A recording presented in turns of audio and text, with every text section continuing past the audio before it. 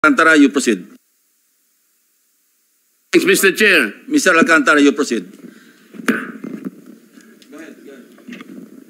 Sir, I will register my continuing objection, Mr. Chair. I will question the objectivity of these proceedings if you will not allow me raise these points.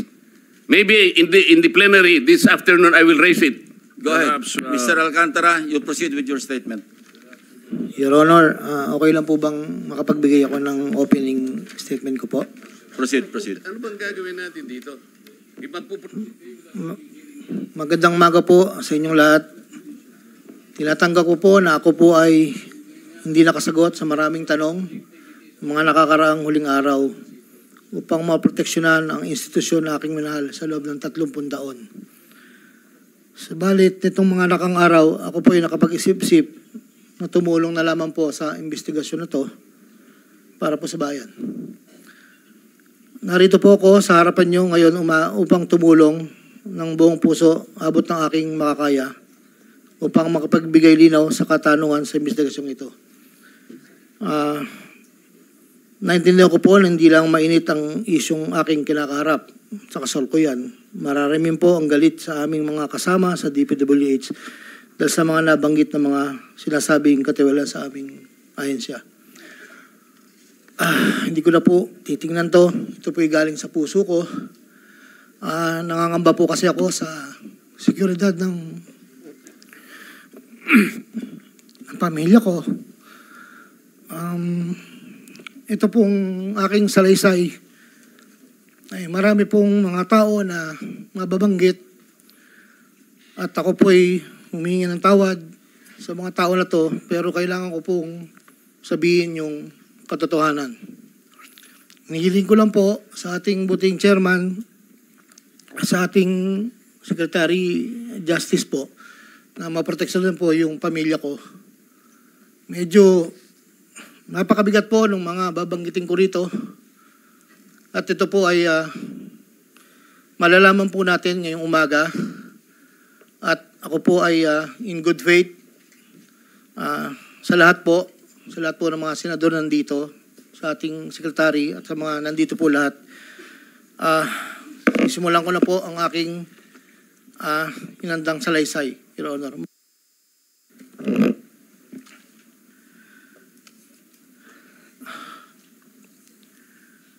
Sa akin pong boss, na nabanggit po nung nakarang hearing ng aming kasama, Undersecretary Roberto Bernardo po. Una ko pong nakilala si Yusek Bernardo taong 1997. Kami po ay magkasama sa Los Baños po. Hanggang dumating po ang panahon na ako po ay na-appoint na District Engineer sa Bulacan.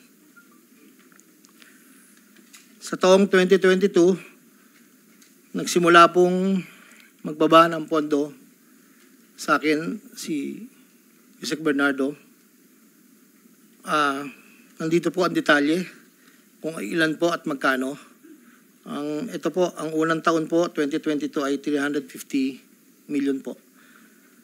Ang kasunduan po ay 25% po para sa proponent. At ako po, o yung driver ko po minsan ang nagdi-deliver po sa kanya. Noong 2023 po, meron na rin po mga bumaba. Dito po, naka-specify po lahat kung ang titulo, ang title po ng project, amount, at kabuang ibinaba po ng aking boss. Ang iba pong sistema, sa simula po ay nagpapabigay po ng pauna lang pong 10% pag po lumabas na po sa pag-NEP po.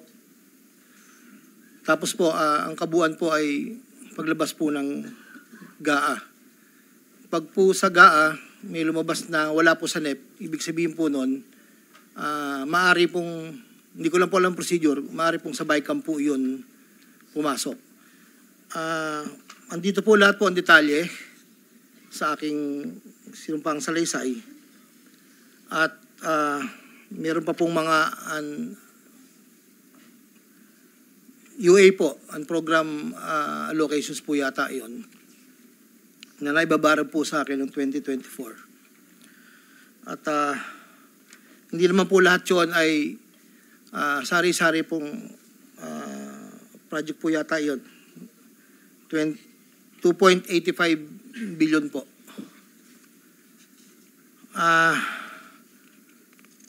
Yung pong sa 2024 na UA, bukod po yung meron pong BICAM and NEP, nandito po lahat po ang detalye. Ito lang po kasi yung record na nakuha ko po sa sariling file ko po. At yun po ay meron pong portion doon na merong 30%, meron pong 25%. Depende po sa proyekto. Ang huli po ay itong 2025. Mayroong halagang 2.55 billion po. 1.65 sa NEP at 900 million sa GAA. At ganoon din po ang sinabi niya sa akin sa proponent po. Doon po sa sinasabi na meron daw pong ang ating Senator Jinggoy Estrada na di umano'y meron pong sa listahan na pinakita po noong nakarang hearing. Yun po, ako po ang nagpasa ng listing po kay Yusek Bernardo. At ang sabi niya po ay meron ka pa bang kailangan na worth 355, ilan daw po yung natitira. So ako po ay nagpasa ng listahan sa kanya. Ang pagkakabanggit lang po sa akin ay meron pang extra si SJE. So nung lumabas po yun, sa kanya ko rin po ibinigay. Pero wala po akong direct na komunikasyon kay Senator Estrada at wala rin po akong, hindi po ako ang nagdadala, wala po kaming, hindi ko po nakakaharap Senator Jinggoy po. Si Yusek Bernardo lang po ang kausap ko. Doon naman po sa nasabi nung nakarang hearing po about the 600 million kay Senator Joel po. Ang totoo po noon, yun po ay multipurpose building. Ang request niya po talaga.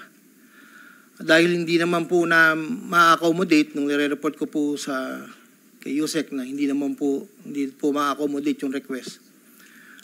Nagkaroon po ng idea, kaming dalawa po ni Yusek Bernardo na tapatan na lang kung sa kwentahan lang po na ang proponent ganito, parang daw po mapagbigyan.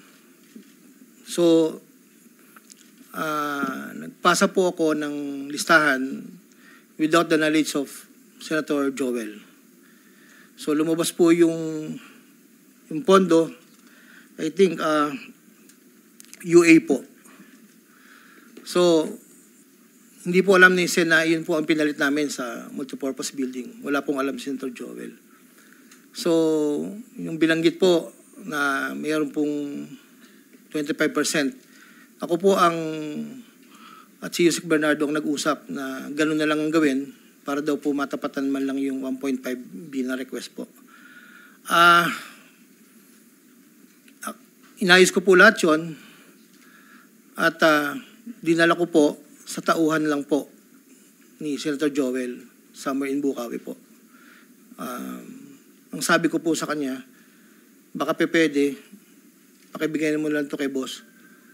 Tulong ko to, kung ano man ang future na plano niya, yun po ay tulong ko. Pero hindi niya po alam na doon ko po kinuha sa flood control po. Ang pangapat po, taong 2021, nakilala ko po si Congressman Saldico. Sa pamamagitan din po ng numero po binigay lang po sa akin ni Yusek Bernardo Hindi ko na po nilagay. Kasi po hindi naman po kasama siya nung kami nagkita sa Shangri-La BGC. That was 2021 po. Ang unang usapan po namin ay susubukan pong makapagbaba ng pondo kung pwede po sa distrito ko. Taong 2022 po, unang bumaba po ay nagkakahalaga ng, tanda ko po, nandito po sa record, ay 519 po ang pagkakatanda ko po. After po noon, 2022, so yung 519 po, ang... Excuse me, engineer. Para mas maliwanag, basahin mo na lang yung sinumpang salaysay mo para hindi ka naliligaw. Opo. Para wala na omit, wala na dadagdag, mag-stick ka doon sa sinasabi mong Yes, po. sinumpang salaysay. Ito po. Simula mo na lang doon sa Saldi simula. Basahin mo na lang ng dahan-dahan. Noong Agosto o Setyembre 2021, nagkakilala kami ni Congressman Saldico. Hindi, simulan mo sa simula mo na yung sa simula nung gist ng iyong salaysay. Yes, Huwag po. na yung opening. Una ko nakilala si Undersecretary Roberto Bernardo. Kasama kami sa Laguna. Na-promote siya ng nag-promote siya hanggang Undersecretary. Si Yusek Bernardo ang tumulong sa akin para may talaga ako bilang District Engineer sa Bulacan First DO noong 2019, panahon ng Secretary ng DPWH si Secretary Mark Villar. Nung panahon na yun, ang tanda ko po, Undersecretary for Operations sa Visayas, si Yusek Bernardo. Taong 2022, na magsimulang magbaba ng pondo sa aking DO, si Yusek Bernardo, ang kasunduan ay 25% para sa proponent. Ang proyekto ayon kay Yusek Bernardo, ang kabuuan ng mga proyektong naibaba ni Yusek Bernardo sa aking DO ay nagkakahalaga ng 350 million na sumusunod. Nandito po. Noong 2023, ang kabuuan ng mga proyekto na ibaba ni Yusek Bernardo sa aking DO ay halagang 710 million. Mula sa halagang ito, 450 million ang pumasok sa NEP, 260 naman po ang sa GAA.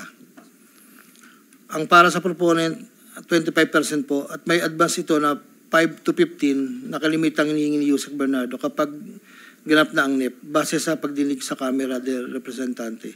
Samantala ang pondong na BICAM ay may advance payment na 5 to 10 na kalimitang hinihingi matapos ang deliberasyon ng BICAM at ang balansa ay babayaran pagbuo paglabas ng GAA. Ang detalye ng mga proyekto ay nandito po. Noong taong 2024, may kabuuang pondo na 3.3 billion, 150 sa NEP, 300 million sa GAA, 2.85 sa UA. Nung naipababa ni Yusek Bernardo sa aking DO, muling nagpatuloy ang 25% na bayad sa proponent ng mga proyekting to na binibigay kay Yusek Bernardo. Tulad ng 2023, ang usapan ay mayroon ding advance payment, depende na lamang kung ito NEP o GAA. Kaya limitang inutusan ko ang aking driver na dalhin ang proponent kay Yusek Bernardo, minsan po sa parking ng Diamond Hotel. Ang detalye ng NEP 2024 ay may andito po nakasulat po. Ayon kay Yusek Bernardo, ang GAA insertions ng 2024 na magkakalaga ng 300 para po 300 million na para kay, sabi niya po sa akin, para kay Senator Bong Revilla na noon ay kumandidato bilang senador para sa 2025. Sinabihan ako ni Yusek Bernardo, Henry, kay Sed Bong yan, baka gusto mo tumulong sa kanya. Dagdagan mo ang proponent ko na bahala. Sinabi ko kay Yusek Bernardo, sige po boss, kaya po imbis na 25 ay naging 30 ang naging proponent doon po sa 3 project na nakalagay po dito. Ang project po ay construction of flood control structure along Angat River, Sipat Section Plaridel, construction of flood control structure along Angat River, Lumang Bayan, construction of flood control structure along Giginto River, Malis Section, Giginto. Ang total po ay 300 million po. Yun po ay ayon kay Yusek Bernardo. Never ko pong nakakausap si Senator Bong Revilla. Never po. Makikita sa listahan ng mga proyektong galing sa U8 2024 na hindi lamang flood control ang mga proyekto, subalit ang proponent ay naglalaro sa 25 hanggang 30%. Noong taong 2025 ay may kabuang halaga na 2.55 billion ang naipababa ni Yusek Bernardo sa aking DO. Tulad ng mga nakaraang taon, ang proponent ay natiling 25% sa kabuang halaga ng pondo na naibaba ni Yusek Bernardo sa aking DO. Ang detalye ng proyekto ay nandito po. Marami po ito.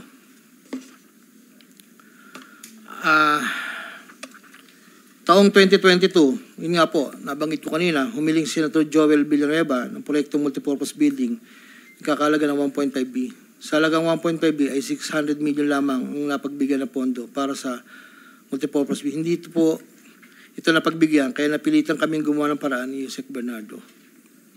Hindi humingi ng partikular na proyekto o porsyento si Senator Joel, pero inutos ni Yusek Bernardo na bigyan na lamang ng proyekto na may katumbas na 150 million na proponent. Dahil dito, nabigyan si Senator Joel ng proyektong Unprogrammed Operations ng 2023, nagkakalaga ng 600 million na pawang mga flood control ng mga proyekto at kung saan susumahin na 25% na proponent ay may halaga na 150 million. Hindi alam ni Senator Joel na flood control ang mga proyektong nailan sa kanya dahil ang aking pagkakalam ay ayaw po ni Senator Joel ang project na flood control. Ang halagang 150 million dila ko sa rest house sa Barangay Igulot, Bukay, Bulacan na iniiwan ko po sa tao niya na ang nagangalan lang pong Peng. Sinabi ko kay Peng na pakibigay na lang kay boss, tulong lamang yan para sa future na plano niya. Hindi po nila alam na doon galing yon sa flood control. Matapos po na hindi na po kami nagkausap.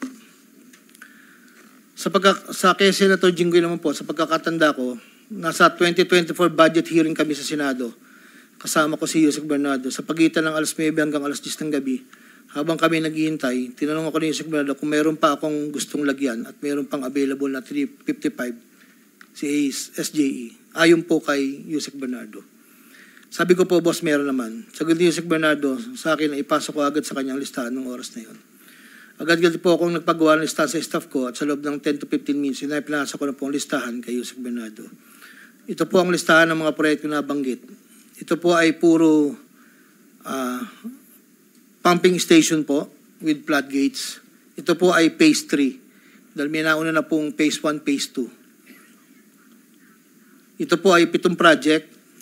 Meron pong 360 million, isang 45, isang 50, dalawang 40 million na may kabuang 355. Ang proponent po nito ay 25% at binigay ko Yusek Bernardo kasama ang may iba pang proponent na mga pondong binaba niya sa akin para sa taong 2025.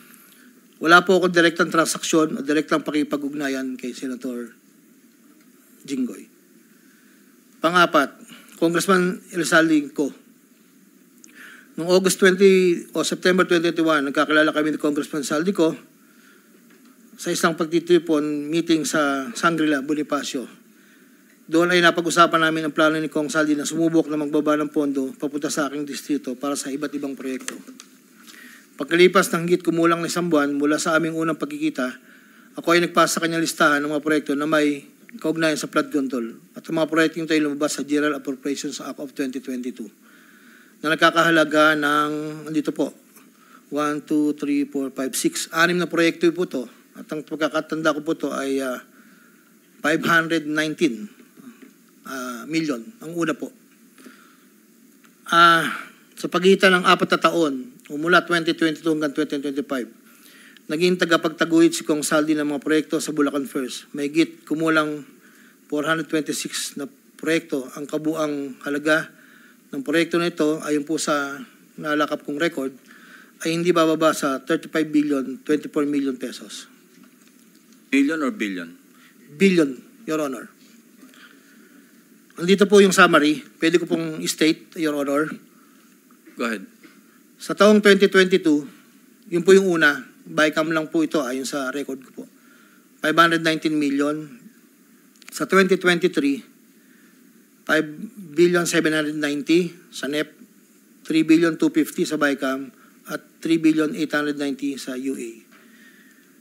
2024, 5.8 billion sa NEP, sa bycam 5.084, sa UA 3.306. Sa 2024, nagkakalaga po ng total na 14 billion 190. Sa 2023, 12 billion. Sa 2022, 519. Noong pong 2025, ay 7 billion 385 na lang po sa NEP. Wala na pong kasunod. Sa bawat proyekto na pinapasok ni Kong Saldi, meron akong binigay na obligasyon sa kanya para sa pondo base sa aming kasunduan noong 2022. Ang kaniyang hinihingi na budget sa bawat proyekto ay 20% lamang po noong 2022. Kung makikita niyo po, Your Honor, isasabay ko na rin po ito, na yung larawan po nandun po sa kasama po ako na nakatayo, yung opisina, yun po yung 20% po na 2022 inaayos po namin doon sa litrato po. Subalit nung taong 2023 hanggang 2025, ito tumaas ng porsyento ng 25% po. Ang pag-abot ng porsyento para kay Kong Saldi sa bawat proyekto ay kadalasang hindi isang baksakan. Ito rin ay nakadepende kung paano na ipasok o na-insert. Kapag ang proyekto ay napasok sa NEP, ang unang 10% ay agarang binibigay ko kay Kong Saldi. Habang ang balanse na 15% ay paglabas na po ng GAA within 1 to 2 months. Iniipon ko muna po yan bago po ipadala sa kanya. Kapag ang proyekto naman ay naipasok ng Kong Saldi sa BICAM, ang unang 10% ay binabayad sa kanya matapos lumabas ang GAA at ang balancing 15% ay binibigay makalipas ng 2 buwan mula nang maaprubahan ng GAA. Pero kapag proyekto ay naipasok gamit ang UA, ang 25% ay agarang iniipon ko pat ibinibigay kay Kong Saldi. Ang pambayad para kay Kong Saldi ay nanggaling sa mga advances mula sa kontratista pero hindi na alam ng mga kontratista kung para kanino ang advance na yon. Ang pera na nakalaan para kay Kong Saldi ay dinadala sa akin. Ako naman po ang nagdadala o naghahatid na hinihinging porsyento ng Kong Saldi sa iba't ibang tao niya. Hindi ko po siya na-meet during pagdadala. Ang tao niya po ay may alias lang Paul at Mark. Dahil sila po yung nag-message po sa akin through Viber, disappearing message po yun, na doon ko po dadalhin. May isa o 2 beses na dinala ko sa parking lot ng Shangri-La Hotel, Bonifacio Global City, ang porsyento ni Kong Saldi. Paminsan-minsan man, inahatid ko ito sa kanyang bahay sa Ladybug Street, Valle Verde 6, Pasig City. Mula Ortigas po, kakaliwa ka stoplight, may gate kakanan, kakaliwa kakanan, makikita na po yung bahay. Minsan po, inuutos ko lang po, minsan po ako po ang nagbababa. May tao lang pong tatanggap, tapos po, iiwalan ko na po. Dinagdag ko na dahil lumulobo ang pondo ng Bulacan, napag-usapan namin Kong Saldi na kung meron akong pwedeng mapagbabaan sa iba't ibang district engineering office. Nang dahil dito, noong 2020 hanggang 2025, nagbaba si Kong Saldi sa sumusunod. Bulacan 2nd, 573 million. Tarlac 1st, 2023, 1.350. Sa 2024, sa UA, 1.650. Tarlac 2nd, 925. Tapos 2024, 1.025 billion. Pampanga, sa 2023, 1.125 billion. 2024, 75 million lang po. Wala pong alam yung mga tao doon na DE. Ako lang po ang kausap nila. Hindi po alam nila yun ay kay Kong Saldi. Dahil ako lang po, hindi ko po pwedeng sabihin kung saan nanggagaling. Ito po, ang mga iba naman pong nagbababa ay nakilala ko ang kumpanyang Partstar. Ngunit kahit pamilyar ako sa Partstar, hindi ko kilala ang may-ari nito. Naging tauhan ng Partstar ang kilala ko na MK. Na-meet ko po siya sa district. Meron po siyang project na isang tulay na inabutan ko before. Sa pagkakalam ko, si MK ay anak ng may-ari ng Partstar. Nagkaroon ng pagkakataon ng 2020 na lumapit sa akin si MK na Partstar na nakiusap na humingi ng listahan para sa flood control. Ayon kay plano raw nilang lakarin ng pondo para sa mga flood control projects. Ako'y nagbigay sa kanyang listahan at nalumabas naman po ito sa GAA at UA. Kinaklaro ko na wala akong alam o personal knowledge kung paano nakuha ng Partstar ang pondo at kung sino ang kausap nila para masiguro ang pagkuha ng pondo. Hindi po ako knowledgeable doon. Basta nagbibigay lang po ako ng listahan. Ang proyektong igilawad na Partstar ay pinunduhan mula sa National Expenditure Program at papondong itinakda ng bicameral conference. Ayon po sa record. Ito pa po, meron pong 2022, si Commissioner Mario Lipana po ay nanghingi rin po sa akin ng listahan. taong 2023, nakapagbaba po siya sa UA ng 500 million. 2024, 400 million. 2025, 500 million. Wala akong personal knowledge kung paano nila nakuha ang pondo at kung sino kausap lang. Ang listahan ng mga proyektong naipasok ni Comilipana ay nakalakip sa sinumpang salaysay sa annex po. Andito po lahat yung detalye. Nabanggit po nung nakaraang hearing, former Congressman Mitch Kaayon, noong taong 2021, nakilala ko si isang pagtitipon, hindi ko na po matandaan, alam ko po birthday, na noon ay Yusek pa po, ang pagkakatanda ko. Dito ay nakapag-usap kami at tinanong niya kung pwede siya magpababa ng pondo sa aking DO. At sinagot ko naman na, opo, pwede po. Noong taong 2022, nakapagbaba ng halagang 411 million sa GAA, si Yusek Mitch, na may usapan kami na may gastos na 10% lang po. Hindi niya po pinakailaman yon, sabi niya, bahala ka na kung sino man ang mananalod contractor niyan. Noong ika-4 na pagdinig ng Senate Blue Ribbon Committee hearing, may dalawang larawan na pinakita ang chairman ng Senate Blue Ribbon Committee, Senator Pampilo Lacson, kay Engineer Bryce Hernandez. Isang larawan sa isang lamesa na puno ng pera at doon ay makikita ang aking presensya na kung saan ay ako'y nakasuot ng blue na shirt at ito ay sa conference room ng lumang opisina namin. Para po sa kalaman, lahat po ng pera na yon ay para sa BICAM ni Kong Saldi, 519 million na may 20% proponent noong 2022. Ito po ay galing sa iba't ibang mga kontraktor na nakuha ng mga proyektong naipababa ni Congressman Saldi. Ang pangalawang larawan naman po ng pera na nakasalansan sa isang bilyaran ay para sa proponent ng 2023 na 5.79 billion na dadalhin namin kay Kong Saldi na sa aking pagkaalala ay nagkakalaga ng 579 bilang 10% advance payment. Aking nireserba ang aking pagpasa sa karagdagang sinumpang salaysay kung sakaling ito ay mabibigyan muli ng pagkakataon. Ginagawa ko ang sinumpang salaysay na ito upang pakita ang aking kusang loob na pakipagtulangan sa sinasagawang bisyo sa Senado, sa House of Representatives at iba pang ahensya ng pamahalaan, kaugnay ng mga anumalyang proyekto ng DPWH at upang matuluyang palagutin lahat ng mga taong sangkot. Ilan po, Your Honor. Pwede bang pirmahan mo yung sinumpang salaysay para maibahagi sa mga miyembro ng committee ito nang sa gayon, mamaya kung meron silang gustong tanungin, at least pirmado mo yung sinumpang salaysay. Your Honor, dahil in good faith po ako, kahit wala po akong inaasahan pa kung ano ang mangyayari sa akin, I will sign this. Nagpapatunay na ako po ay willing po makipag-cooperate. I will sign this one po. Salamat po.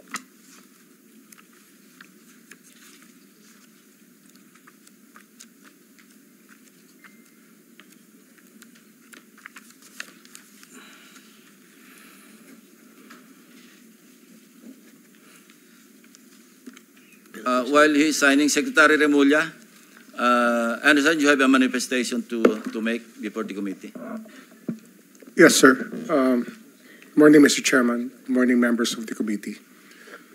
Due to the gravity of the allegations in the affidavit and it being a sworn statement, I believe that this will be very helpful to the Department of Justice and the Witness Protection Program in